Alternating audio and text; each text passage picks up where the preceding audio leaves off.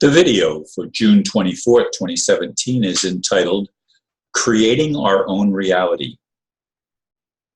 Do you believe we create our own reality, as I once did? As I see it now, we do not individually create the mess we have to deal with in this corrupted world run by demons. And as long as we, the people, do not address the real problem, the insanity will continue. Only God, omnipresent, omniscient, and omnipotent, has the ability to make significant changes.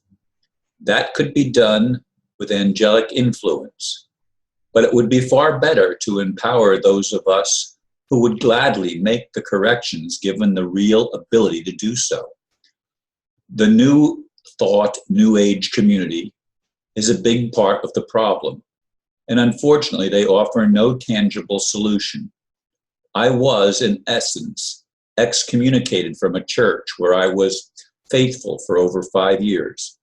Though I was on the board, I was simply removed by the minister, and I was the one who opened the building week after week for several years, cleaning the restroom, setting up the chairs, and preparing for the meetings, all for free. The minister feared losing their 501c3 tax-exempt status due to me posting one of my videos on the church webpage. Indeed, once again, I felt that, I was hoping, I should say, that I was going to be able to record a video with Christopher Timms again, but it's been difficult to actually communicate with him. I could probably call him on the phone, but I consider phone calls far more intrusive. I don't like to interrupt people in whatever they might be doing, and a phone call would do that, whereas sending them a message and letting them respond in their own time would be far better. But anyway, that's not what this video is about. It's about creating our own reality. And I have been part of the New Thought, New Age movement, I guess you could say. As I said in the blurb, I was on the board at the New Way, which was a New Thought community, breakaway from Unity Church, but very similar in principles and belief system. And I liked the idea that they didn't cast people away because of their sexual orientation or for doctrinal reasons, although the dividing line comes with the 501c3, and that's an artificially imposed system created by a demonically operated and facilitated organization. We could call it the New World Order or the Illuminati, or many names could be given to what this is, but it's a Zionistic, or the Zionists play a big role. I'm not going to say that they play the only role, but they have taken over the military aspect by taking over the United States through the Rothschilds and the Rockefellers and the international bankers. They have taken over the United States, and they did it over 150 years ago. I mean, this has been going on since the Civil War, folks. Actually, before the Civil War, they were trying to get their toehold in from the beginning of the founding of the United States of America, but they were unable to do it. But anyway, the way that they control spiritual organizations or churches or religious organizations or whatever you want to call them is by allowing them to have tax-exempt status, by making them a 501c3. That's the legality of it. Of course, almost all of the legalities are unlawful when it comes to human rights. Humans have a right to worship God as they wish or not.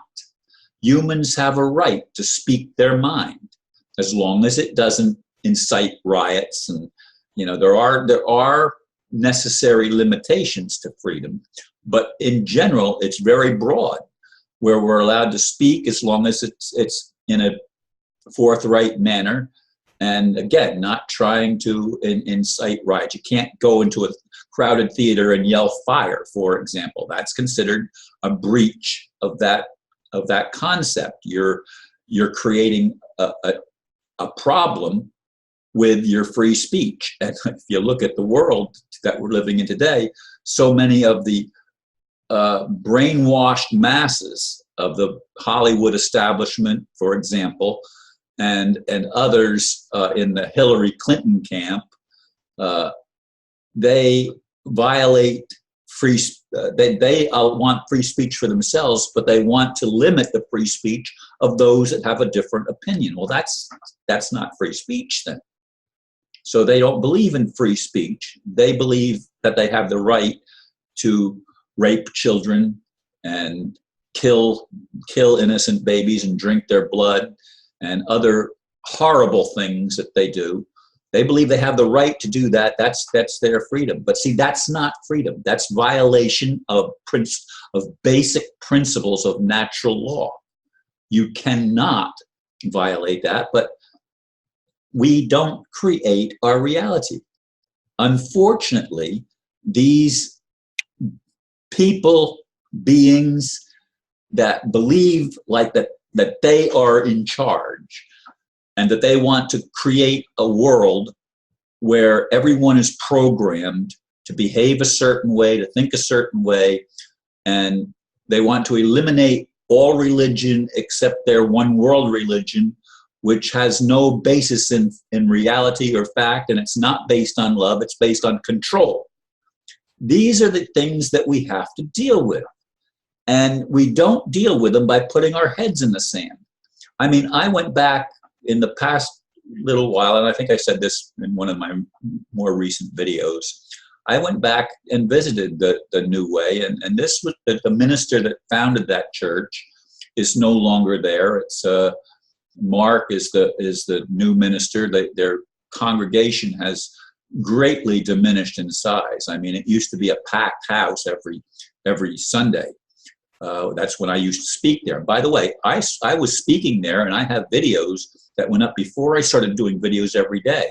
You could still probably find them. I don't know exactly. I haven't looked for them, but they're on Facebook and YouTube, because I was one of the, again, I was on the board, and I would speak fairly, at least a few times a year.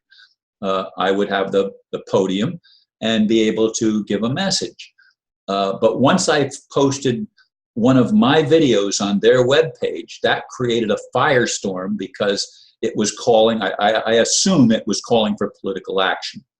And that they saw as something that could majorly disrupt their ability to have to operate a church as a 501c3 with tax exempt status.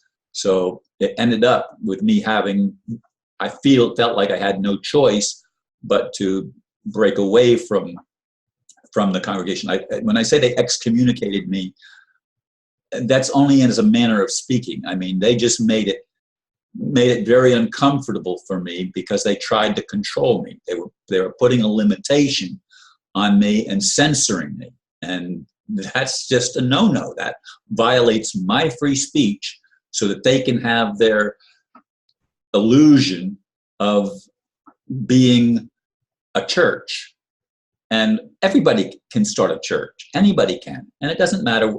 There's freedom of religion, freedom of speech, freedom of the press. These are basic human freedoms that were enumerated in our United States Constitution. The original Bill of Rights, for example, gave us those rights. And that's the first one. That's number one. The freedom to express ourselves. And I'm expressing myself right now, but I don't create my own reality. I would have never allowed the theft of my home, which did not have a mortgage, and they manipulated the whole system and rigged the whole system so that they could steal my home.